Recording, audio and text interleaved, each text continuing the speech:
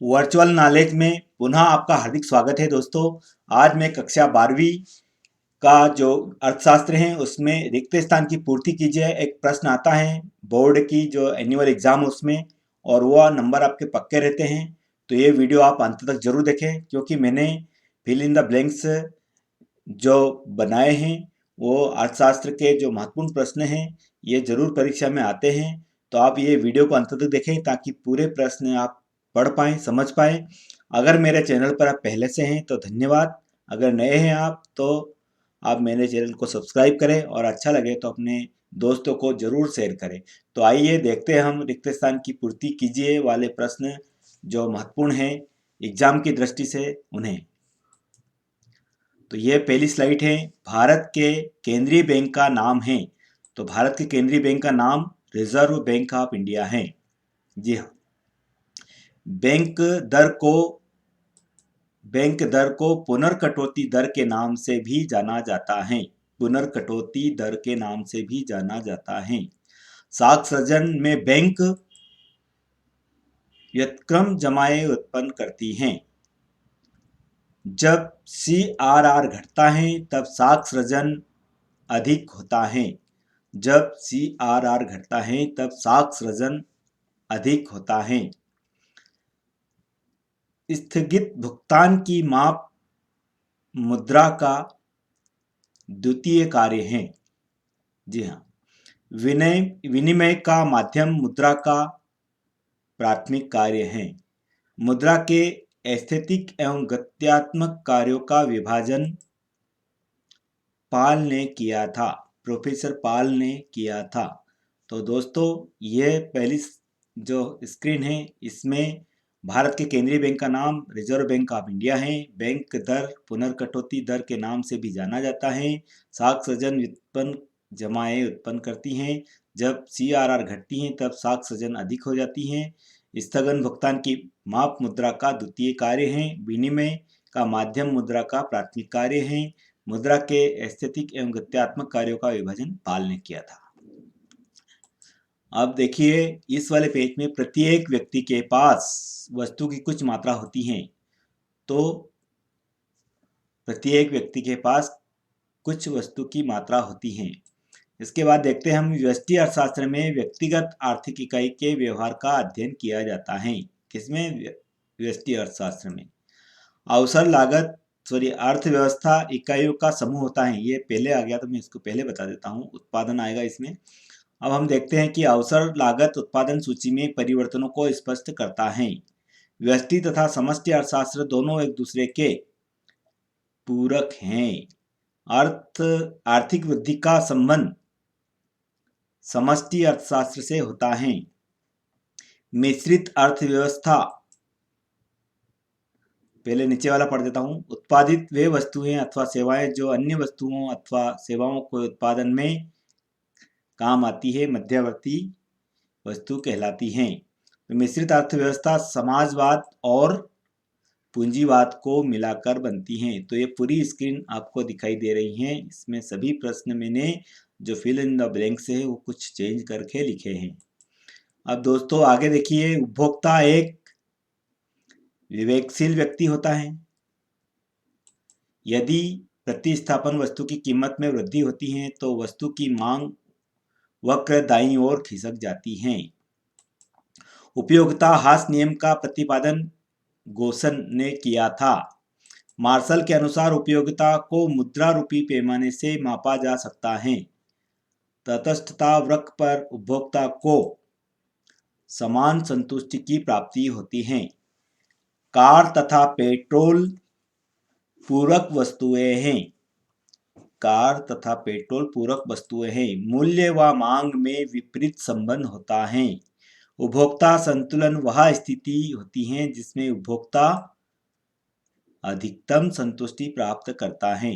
तो ये आपने देखा होगा, ध्यान से देखें।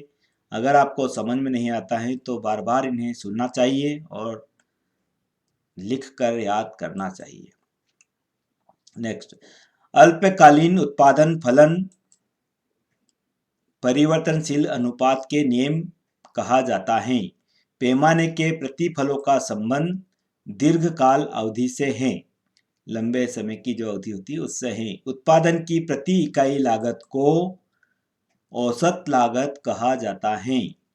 उत्पादन की एक इकाई की बिक्री में वृद्धि होने से आय में होने वाली वृद्धि को सीमांत लागत कहते हैं।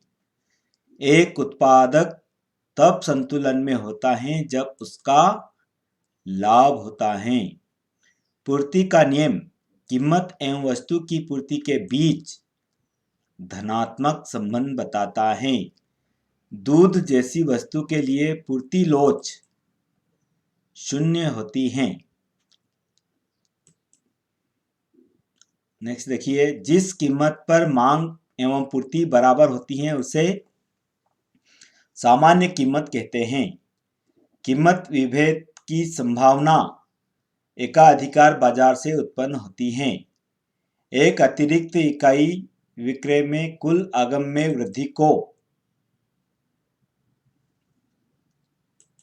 वृद्धि को सीमांत आगम कहते हैं। यदि किसी वस्तु की आपूर्ति अपरिवर्तित रहती है तो मांग में वृद्धि पर उस वस्तु की साम्य कीमत बढ़ जाएगी।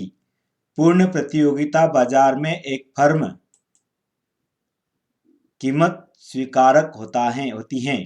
कीमत सीलिंग सरकार द्वारा की जाती है।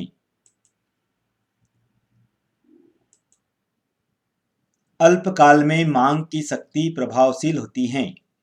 दो से अधिक फर्मों का होना अल्प अधिकार बाजार में आवश्यक है। फर्मों का समूह को उद्योग कहते हैं।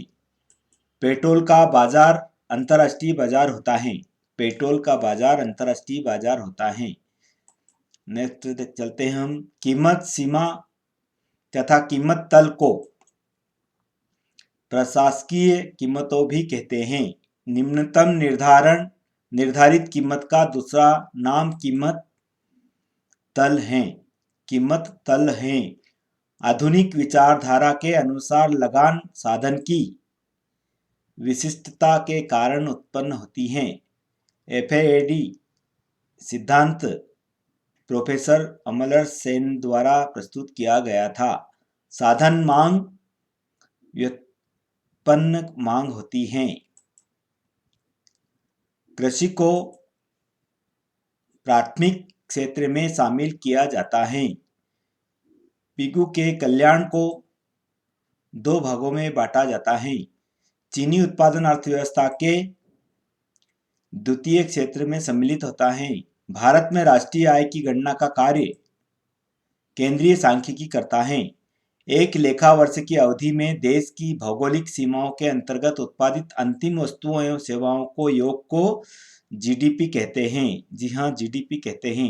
एक वर्ष की पूरी अंतिम वस्तुओं और सेवाओं के योग को जीडीपी कहते हैं। अगला है राष्ट्रीय आय देश के आर्थिक विकास का सूचक होती है। राष्ट्रीय आय।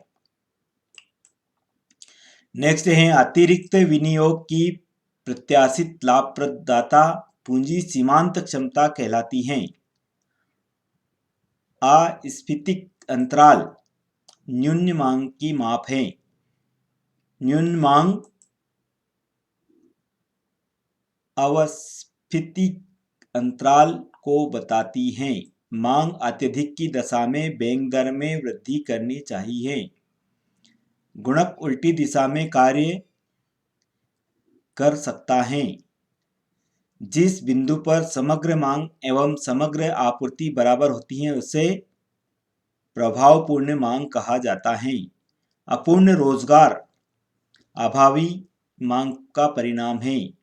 उपभोग प्रवृत्ति विवरण योग आय तथा उपभोग में संबंध दर्शाती हैं। अब आगे देखिए, बजट एक सरकारी दस्तावेज है जिसमें सरकार के आय एवं व्यय का ब्यौरा होता है। इनकम और एक्सपेंडिचर का ब्यौरा होता है बजट।